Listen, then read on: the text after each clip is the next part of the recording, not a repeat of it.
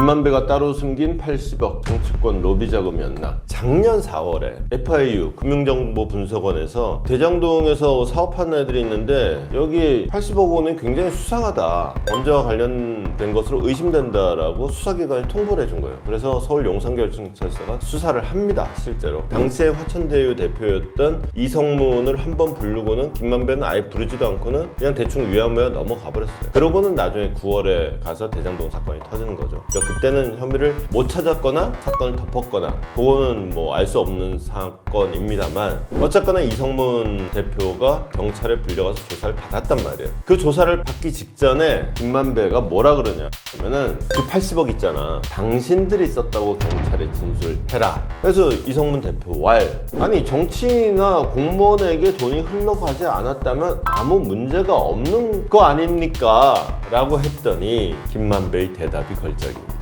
그렇게 하면 수사의 단서가 된다.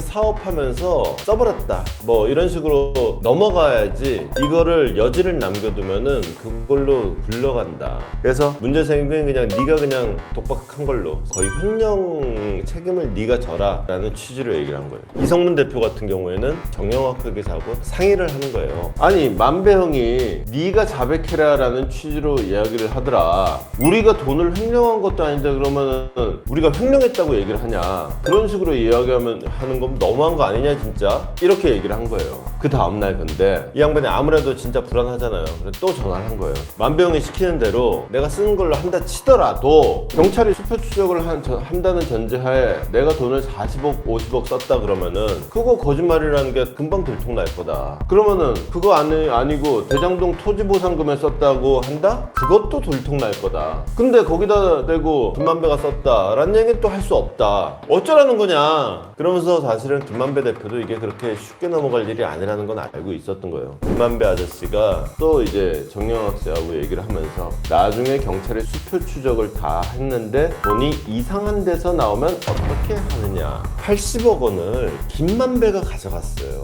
그럼 수표 추적 해봤자 그게 어디서 나올지 김만배가 알고 있겠죠. 그게 당연하죠? 근데 보세요. 이상한 데서 나오면 어떡하지?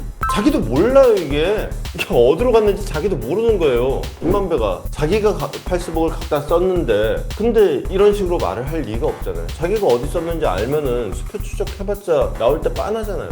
자기가 쓴 게 아니라 누굴 준 거다 라는 합리적인 추론이 드는 대목입니다.